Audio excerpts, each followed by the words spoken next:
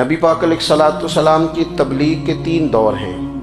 ایک تو حضور نے اپنے قول سے تبلیغ فرمائی ہے، وہ 40 سال کی عمر سے محبوب نے اعلان فرمایا اور تبلیغ کی، اور ایک نبی پاک صلی اللہ تعالیٰ علیہ وسلم بالواسطہ حضور کی تبلیغ ہے جو آج تک جاری ہے۔ امت کے علماء، مشائخ، مبلغین حضور کے دین کو آگے پھیلا رہے ہیں، تو دراصل یہ بھی تبلیغ رسول پاک علیہ السلام ہی کی تبلیغ۔ اور ایک حضور کی تبلیغ کا دور ہے، حضور کی پیدائش سے لے کر ولادت مبارکہ سے لے کر حضور علیہ السلام کے اعلان نبوت تک۔ اس دوران نبی پاک نے جو تبلیغ فرمائی ہے وہ اپنے کردار سے فرمائی ہے۔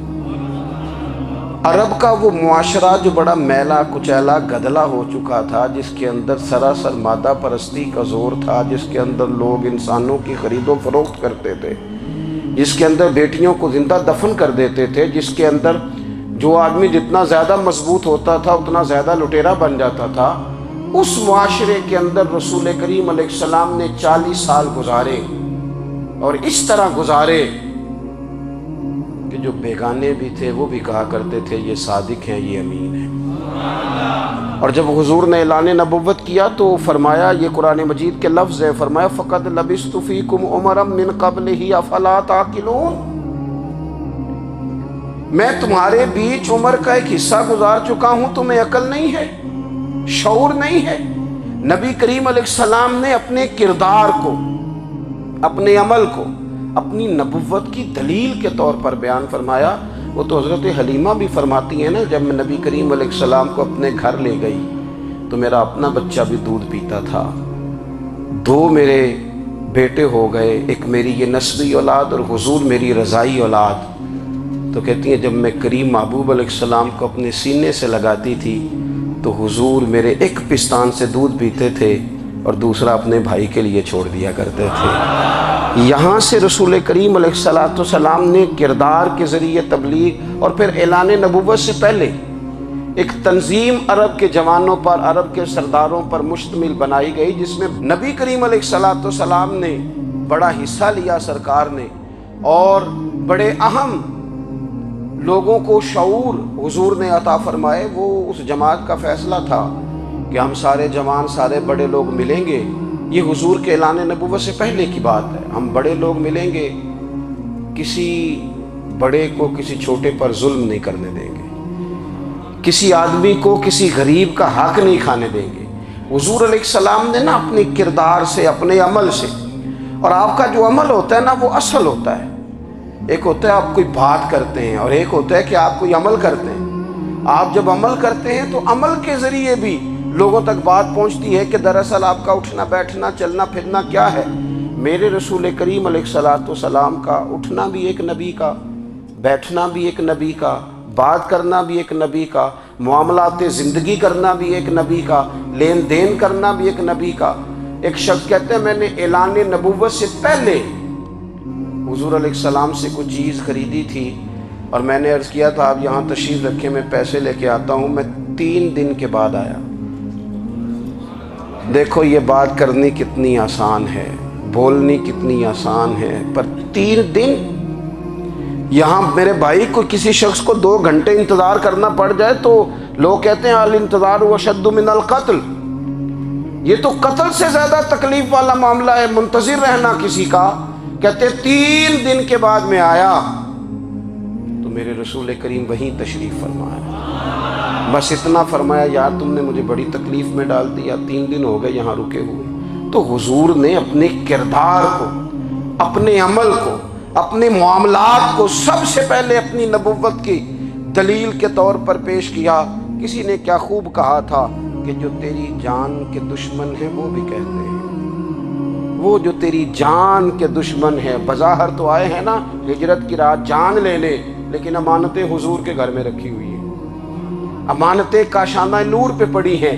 وہ جو تیری جان کے دشمن ہیں وہ بھی کہتے ہیں کہ امین تو ہے اور صداقت کی آبرو تو ہے، امین بھی تو ہے، صداقت کی آبرو تو ہے۔ تو پہلے کردار، پھر دوسری بات، اللہ تعالیٰ نے اپنے محبوب علیہ السلام کو اپنا مطلق نائب بنا کر، اپنا محبوب اعظم بنا کر ویسے ہی سارے انسانوں کے بارے میں کہا وَإِذْ قَالَ رَبُّكَ لِلْمَلَائِكَةِ إِنِّي جَاعِلٌ فِي الْأَرْضِ خلیفہ، میں زمین میں اپنا نائب بنانے والا ہوں۔ لیکن حضور علیہ السلام تو محبوب ہے نا، حضور کی نیابت تو محبوبیت کے درجے پر فائز ہے۔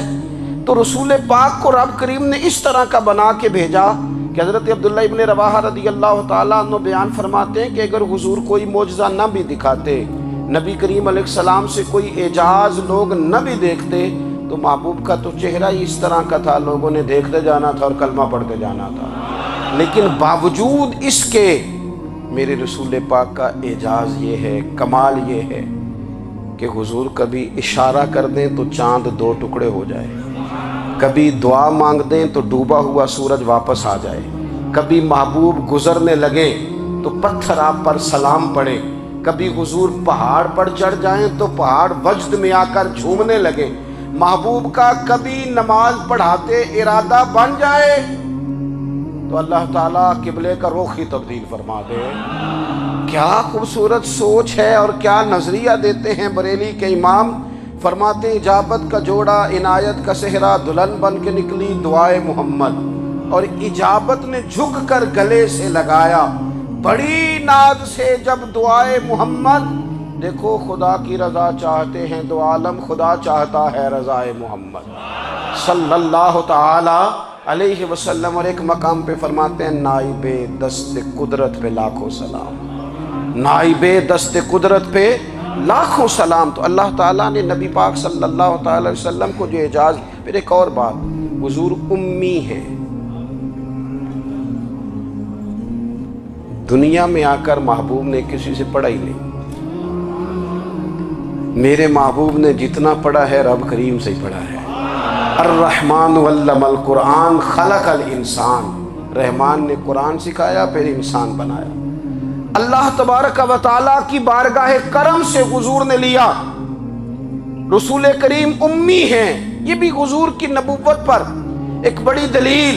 دیکھو ایک ہوتا ہے کوئی آدمی بچپن سے ہی کسی چیز سے شغف رکھے اور جب اس کی عمر بڑی ہو جائے تو کہتے ہیں اس کا تجربہ بڑا ہو گیا ہے، یہ پہلے کوئی شعر کہتا تھا، کوئی ادبی جملہ کہتا تھا، تو اب اس کی یہ کام کرتے کرتے عمر بڑی ہو گئی ہے تو رسوخ حاصل ہو گیا۔ 40 سال کی عمر مبارک تک نبی کریم نے ایک شعر بھی نہیں کہا۔ حضور علیہ السلام نے کبھی کوئی ایسی بات، ویسے تو حضور کی ہر بات حکمت والی، لیکن جس کو عرب کے لوگ اپنے لہجے میں شاعری یا اپنے لہجے میں ادب کہتے تھے، وہ حضور نے بیان نہیں فرمایا۔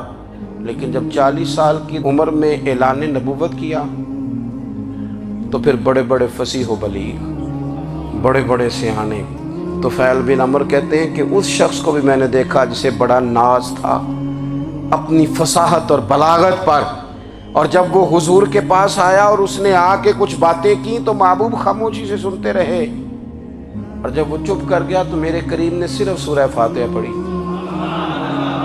کبھی اٹھتا تھا، کبھی بیٹھتا تھا، کبھی غور کرتا تھا، کبھی دائیں جاتا تھا، کبھی بائیں جاتا تھا، پھر کہنے لگا بتاؤ نا کلام کس کا ہے؟ فرمایا اس رب کا، اس رب کا، اس رب کا جس کا میں رسول بن کے آیا ہوں۔ نبی کریم صلی اللہ تعالی علیہ وسلم امی ہیں، لیکن حضور نے کائنات کے رازوں سے پردے ہٹا دیے، نبی کریم نے جینے کے سلیقے بتا دیے، حضور نے ہر شخص کو اس کے مقصد حیات سے آگاہ کر دیا۔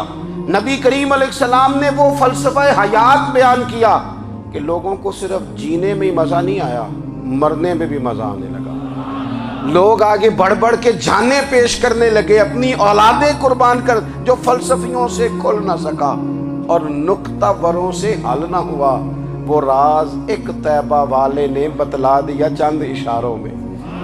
محبوب کریم امی ہیں، لیکن حضور نے اس طرح دنیا کو سکھایا، اس طرح دنیا کو پڑھایا، اس طرح حضور نے علم کے چراغ اور دیپ روشن کیے کہ قیامت تک جسے روشنی ملے گی نا، اسے صرف دروازہ مصطفیٰ سے ملے گی، اسے رسول کریم علیہ السلام کے در دولت سے ملے۔ کچھ لوگوں نے کہا کہ اپنے پاس سے آیات بنا کے لاتے ہیں، اپنے گھر میں بیٹھ کے دعوے کر لینا تو کوئی مشکل کام نہیں نہ ہوتا، سارے لوگ ہی کر لیتے ہیں۔ بلکہ وہ ہمارے ایک بزرگ کہا کرتے تھے خیالی پلاؤ پکائیے تے گھیو کدے بھی کٹ نہ پائیے۔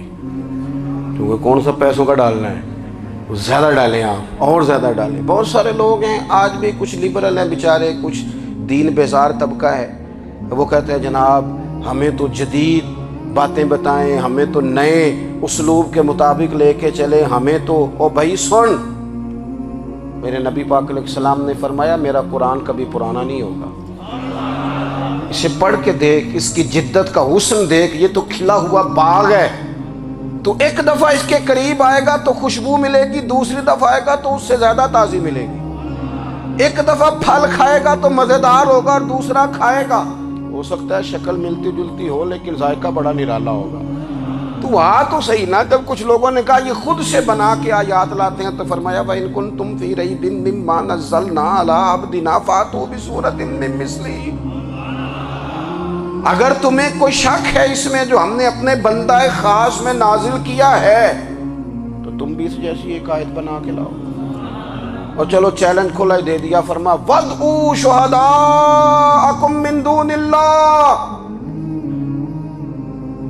اللہ اور اللہ والوں کو چھوڑ دو، تفسیری ترجمہ عرض کر رہا ہوں، یعنی صحابہ کو چھوڑ دو، حضور کے ماننے والوں کو چھوڑ دو، باقی ساری دنیا کے کافر اکٹھے ہو جاؤ، ایک آیت بس قرآن جیسی لے کے آؤ، ایک آیت لے کے آؤ، ان کنتم صادقین، اگر تم سچے ہو۔ جوانوں سنو،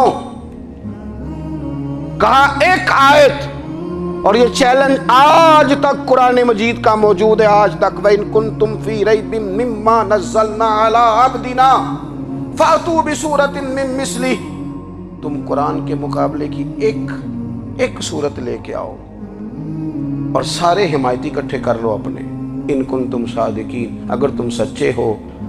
جواب تو ادھر سے آنا تھا نا، لیکن کائنات کے رب نے جواب بھی خود دیا، فرمایا فَإِن لَّمْ تَفْعَلُوا وَلَن تَفْعَلُوا، اگر تم نہ لا سکے، اور فرمایا تم لا سکتے بھی نہیں، اگر تم نہ لا سکے اور تم لا سکتے بھی، نہ خنجر اٹھے گا نہ تلوار تم سے، یہ بازو میرے آزمائے ہوئے ہیں، وَلَن تَفْعَلُوا، تم لا بھی نہیں سکتے، فَاتَّقُوا النَّارَ الَّتِي وَقُودُهَا النَّاسُ وَالْحِجَارَةُ، پھر اس آگ سے ڈر جاؤ جس کا ایندھن آدمی اور پتھر ہے، اُعِدَّتْ لِلْكَافِرِينَ، بنائی کافروں کے لیے، بنائی مومنوں کے لیے تو رب نے جنت بنائی ہے، اُعِدَّتْ لِلْكَافِرِينَ، یہ دوزخ اللہ نے کن کے لیے بنائی ہے؟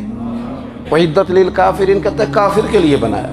تو اللہ تبارک و تعالیٰ نے میرے رسول پاک صلی اللہ تعالیٰ علیہ وسلم کو وہ کتاب عطا فرمائی، اور پھر حضور کی فصاحت و بلاغت، معرفت، دیکھو ایک ہوتا ہے گھنٹوں باتیں کرنا، ایک ہوتا ہے کئی والیم پر مشتمل، کئی جلدوں پر مشتمل کتب کا لکھنا، اور ایک ہوتا ہے کسی بندے کا ایک بات کرنا اور سامنے والے کی طبیعت کو اتنا جگا دینا کہ اگلی بات فوراً ہی اس کی سمجھ میں آ جائے۔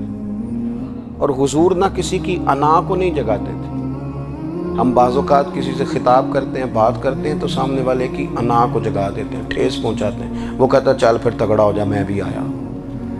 حضور انا نہیں جگاتے تھے، میرے نبی پاک ضمیر جگاتے تھے تاکہ وہ شخص فیض حاصل کر سکے، اسے کچھ ملے۔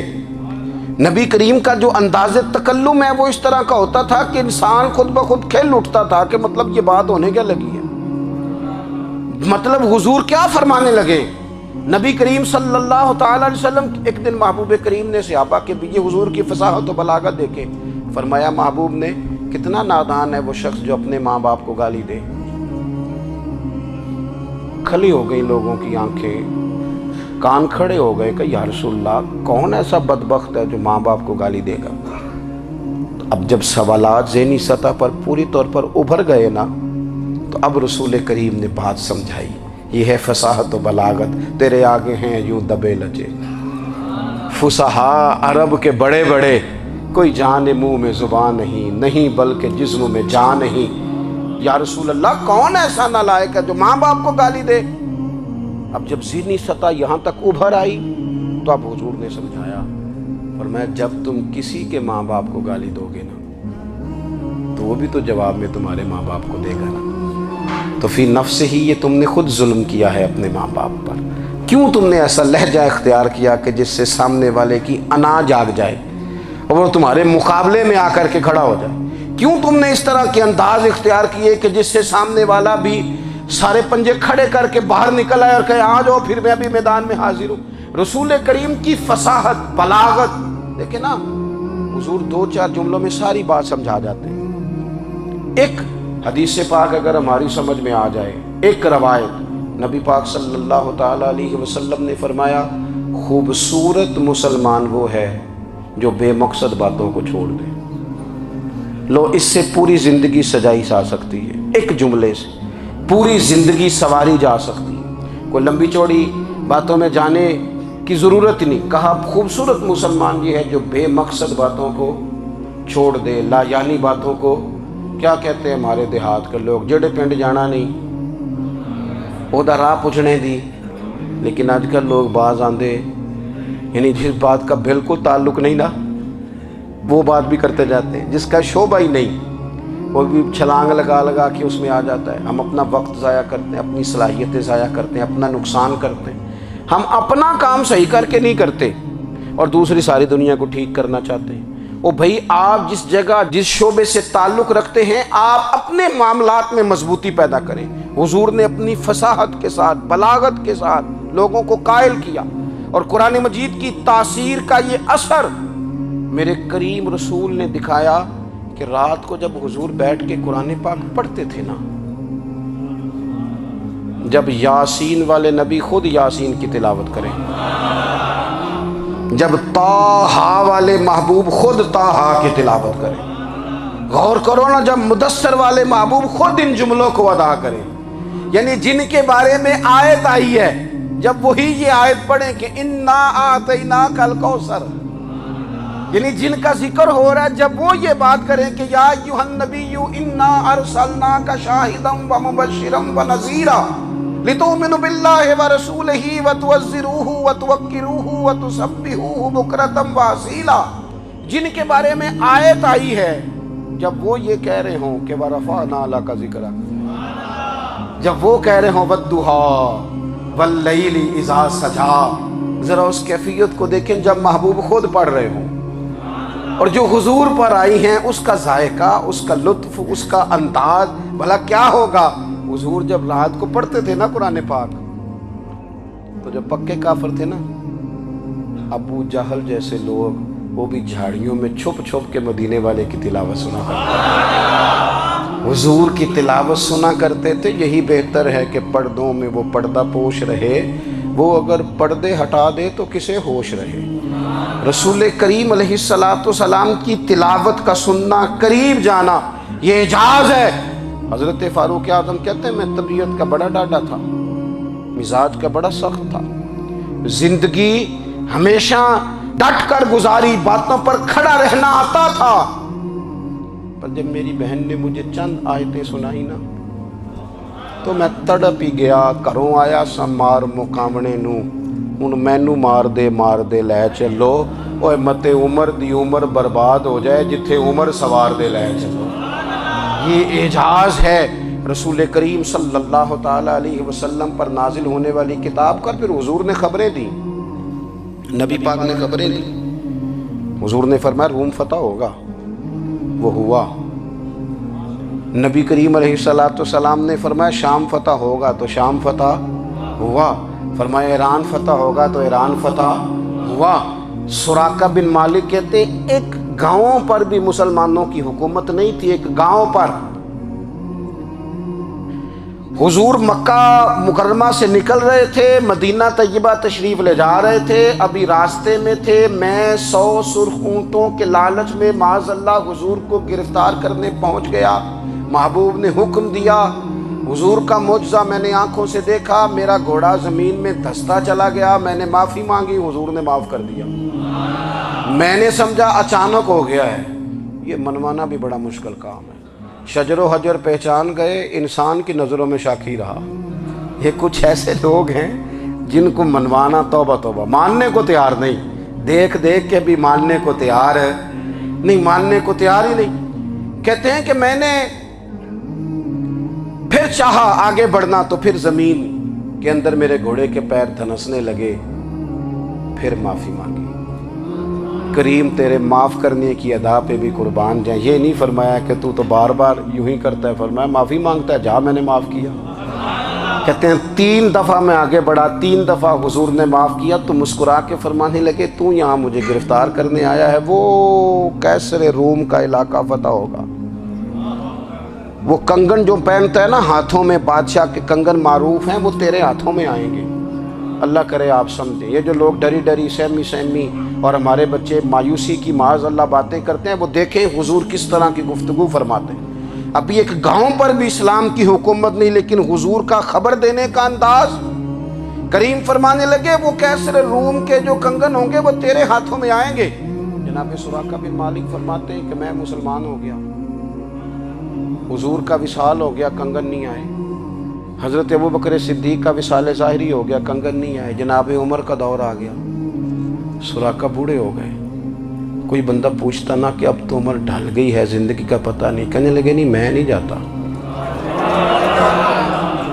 जब तक कंगन नहीं आते इज़राइल कोई नहीं आएंगे, क्योंकि साढ़े नबी दी ज़ुबान साढ़े वास्ते कुरान। जो दिन को कह दिया दिन है तो दिन निकल आया, जो शब को कह दिया शब है तो रात हो के रही। और खुदा ने उनकी ज़ुबान को वो इख्तियार दिया, जो निकली मुंह से उनके वो बात हो के रही। और फाजिल बरेलवी का तो अंदाज़ ही फिर अनोखा है ना। वो तो कहते हैं वो ज़ुबान जिसको सब कुन की कुंजी कहे, जिसको सब कुन की कुंजी कहे, उसकी नाफिज हुकूमत पे लाखों सलाम। कहने लगे नहीं आते हज़रत इज़राइल, फ़िक्र ना करो। बूढ़े हो गए थे, निकलना घर से बंद कर दिया था। हज़रत उमर का दौर था, कंगन आ गए। हज़रत फ़ारूक आज़म ने उनके पोतों से, नवासों से, बच्चों से कहा जाओ बुला के लाओ। का दादा जान बूढ़े हैं, फिर मैं तुम कान में कह देना कंगन आ गए, फिर तुम देखना तो सही। फिर हज़रत सुराका आए, हुजूर ने जो खबरें दी, नबी पाक अलैहिस्सलाम ने जो गुज़श्ता कौमों के अहवाल बयान किए, और फिर मेरे नबी पाक अलैहिस्सलाम ना दुनिया में इज़्ज़तें देने आए। इज़्ज़तें, ये मिजाज हमें कम करना चाहिए। ये जो हम सारी ज़िंदगी इस काम में लगा देते ना, किसी को नीचा कैसे दिखाना है, ये अंदाज हुजूर ने नहीं हमें दिया। आप देखो हुजूर तशरीफ़ लाए तो हमें पता चला कि हज़रत यूसुफ जैसा सोना कोई नहीं। हुजूर तशरीफ़ लाए तो हमें पता चला कि हज़रत दाऊद जैसी खूबसूरत आवाज़ किसी की नहीं। हुजूर तशरीफ़ लाए तो हमें पता चला कि जनाब ईसा अलैहिस्सलाम का फ़क्र इख्तियारी किस तरह का था। महबूब तशरीफ़ लाए तो हमें पता चला कि हज़रत मूसा का जलाल किस तरह का था। ये तो हुजूर आए तो नबी पाक अलैहिस्सलाम ने उसकी भी अज़मत बयान की, उसकी भी शान बयान की। हुजूर ने बताया कि अबू बकर सिद्दीक की शान क्या है, फ़ारूक आज़म का मर्तबा क्या है, उस्मान गनी की हया क्या है, मौला अली की शुजाअत क्या है, अहले बैत नबूवत की अज़मत क्या है। हुजूर आए इज्जतें देने।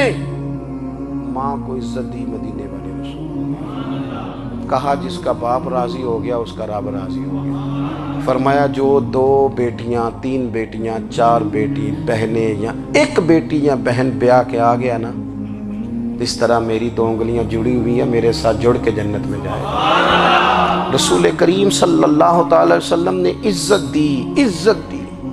हुजूर इज्जतें देने, कोई एजाज़ नहीं। अनपढ़ बंदा है, सादा है, गरीब है, मजदूरी करता है, हाथों पे छाले, या रसूल अल्लाह इसका भी कोई एजाज़ है? कुर्बान जाएं, मेरे करीम ने इज्जत दी। फरमाया मेहनत करके रोज़ी कमाने वाला तो अल्लाह का दोस्त है। ये ईंटें उठाने वाला, ये मुशक्कतें करने वाला, ये सुबह दिहाड़ी पे जाने वाला, ये बेचारा जो अचार से रोटी खाता है, तूने हर शख्स की किस्मत में ये इज्जत लिखी और आखिरी खुतबे की सूरत में वसीयत लिखी। रसूल करीम ने हर बंदे को एजाज़ दिया, अज़मतें दी। हुजूर इज्जतें देने आए, नबी पाक अलैहिस्सलाम ने एजाज़ात दिए, हुजूर ने नवाजा। ये सारी चीज़ें मेरे रसूल पाक की तशरीफ़। और फिर ये जो हुजूर के सहाबा और अहले बैत है ना, ये भी मेरे नबी पाक की नबुव्वत की दलील है। इतनी जल्दी इनकलाब आया नहीं करते। वो कल तक जो रहज़न थे हुजूर ने राहबर बना दिए। वो लोग जो कल तक एक दूसरे के गले काट के खाते थे, एक दूसरे को मारते थे, تکلیف پہنچاتے تھے، برادری ازم پہ لڑتے تھے، حضور نے بھائی بھائی بنا دیے۔ ایک پلیٹ میں کھانا کھانے لگے، سیدنا بلال حبشی، صہیب رومی، سلمان فارسی، حضور نے یوں کر کے ملا دیا۔ نبی کریم علیہ السلام نے تقسیمیں ختم کر دی دنیا۔ حضور کے صحابہ نے اپنا کردار اس طرح کا دکھایا، اتنا بلند کیا، اور صحابہ کرام علیہم رضوان اس کو دیکھ کر اتنی بلندیوں پہ گئے کہ گواہیاں اللہ کا قرآن دیتا ہے۔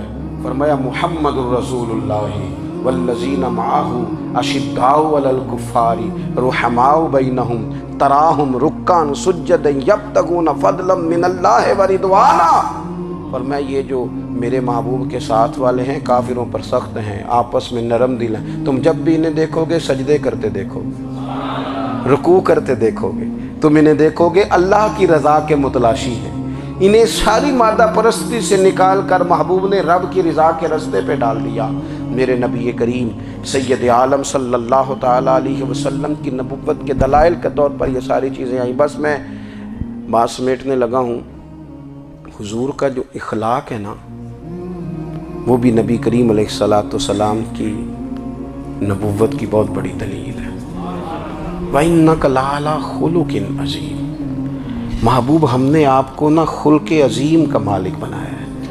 کچھ لوگ سمجھتے ہیں صرف آپ کا بولنے کا انداز ٹھیک ہو تو آپ با اخلاق ہیں۔ نہیں بھائی، بولنے کا انداز ٹھیک ہونا با اخلاق نہیں، سچ بولنا اخلاق کی علامت ہے۔ آپ کا حق بات کرنا اخلاق ہے، آپ کا صحیح گواہی دینا اخلاق ہے، آپ کا اللہ تعالیٰ کی طرف سے آزمائش آنے پر صبر کا مظاہرہ کرنا اونچا اخلاق ہے۔ رب نعمت دے تو آپ کا وجود ڈھلتا جائے شکر میں، یہ اخلاق ہے۔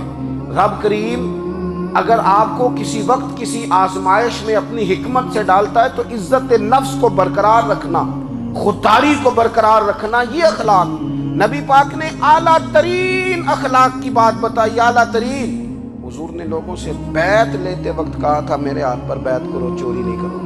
نبی پاک علیہ السلام نے مختلف امور پر بیعت لی۔ حضرت حکیم بن حزام کہتے ہیں حضور نے میرے ہاتھ پہ ہاتھ رکھ کے کہا میرے ہاتھ پہ ہاتھ رکھ کے بیعت کرو کہ کسی دنیا دار سے سوال نہیں کرو گے، خودداری سے زندگی گزارو گے، عزت نفس سے، جو رب نے تمہیں دیا ہے تم اس پر راضی رہو گے۔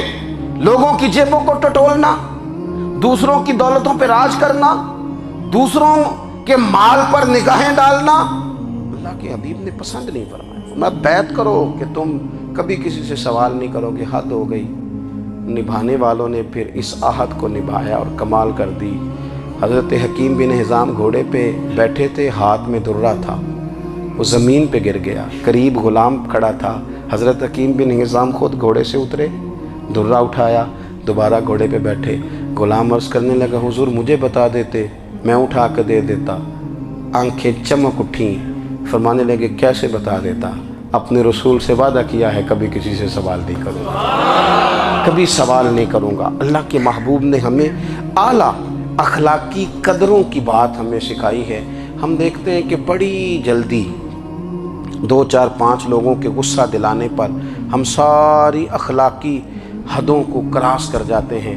دوستو ہمارا ایک ویژن ہونا چاہیے، ہمارے ذاتی رویے بڑے معتبر ہونے چاہیے، لین دین کے معاملات کے اندر مسلمانوں کو بڑا صاف ستھرا ہونا چاہیے۔ ہمیں اپنی معاشی زندگی میں روزمرہ کے معاملات میں ہماری توجہات کا مرکز صرف اللہ رسول کی ذات ہونی چاہیے۔ رب کریم نے اپنی حکمت سے کسی کو کتنا دیا ہے یہ اس کی حکمت کے تقاضے ہیں۔ ہمیں اس نے جس رنگ میں جس حال میں رکھا ہے ہمیں اپنے رب کی رضا پر بہت زیادہ مطمئن ہونا چاہیے۔ اچھا پھر ایک اور بات، جن چیزوں کو ہم نے دکھ بنایا ہے نا یہ تو وہاں دکھ تھا ہی نہیں۔ مہینہ مہینہ چولہا نہیں جلا، لیکن کسی جگہ اظہار غربت ہے حضور کی اولاد پاک کا یا صحاب کا یا ازواج کا۔ مہینہ مہینہ چولہا نہیں جلا، لیکن یہ اخلاق عالیہ کا حسن دیکھو، اپنے گھر مہینہ مہینہ چولہا نہیں جلا، جو مانگنے آیا اسے جھولی بھر کے عطا فرمایا، کوئی دروازے سے خالی نہیں گیا۔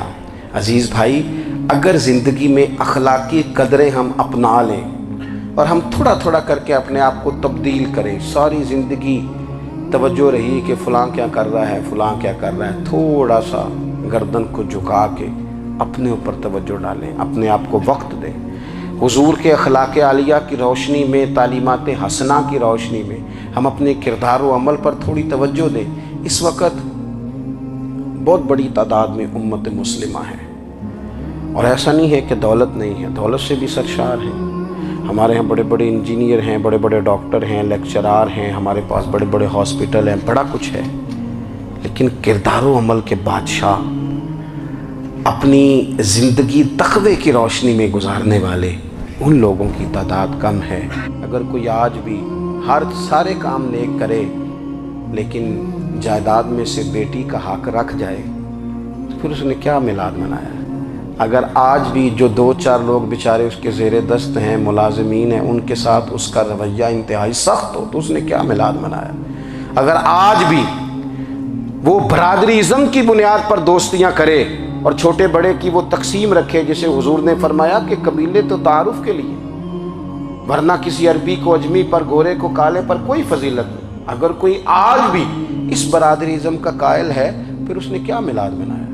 اگر کوئی شخص آج بھی اپنے آپ کو مادہ پرستی میں پوری طرح دھکیل چکا ہے اور رضا الہی کا مسافر نہیں بنا تو اس نے کیا میلاد منایا؟ اپنی طبیعتوں میں روحانی تبدیلی اور وہ خاص افکار جو حضور اپنے غلاموں میں پیدا فرماتے، ان افکار کو پیدا کرنا، سوچوں کو بدلنا، سوچوں کو، نظریات کو بدلنا، اپنے روزمرہ کے معاملات کا جائزہ لینا کہ ہم کس طرح آگے بڑھ سکتے ہیں اور کس طرح ہم ایک بہترین امتی اور ایک بہترین مسلمان بن سکتے ہیں، اس پر توجہ دینا، یہ میلاد ہمیں سبق دیتا ہے۔ اللہ تعالیٰ مجھے اور آپ کو عمل کی توفیق عطا فرمائے۔ آخر دعوایا ان الحمدللہ۔ اللہم صلی علی سیدنا و مولانا محمد، اللہم صلی علی سیدنا و مولانا محمد۔ اللہ کے شیر ہے در کرار پر درود، اللہ کے شیر ہے در کرار پر درود، اللہ کے شیر ہے در کرار پر درود، حضرت حسن حسین کے کردار پر درود، اللہم صلی علی سیدنا و مولانا محمد وعلی سیدنا علی و سیدتنا فاطمہ و سیدتنا زینب و سیدنا حسن و سیدنا حسین وعلی آلہ و صحبہ و بارک وسلم۔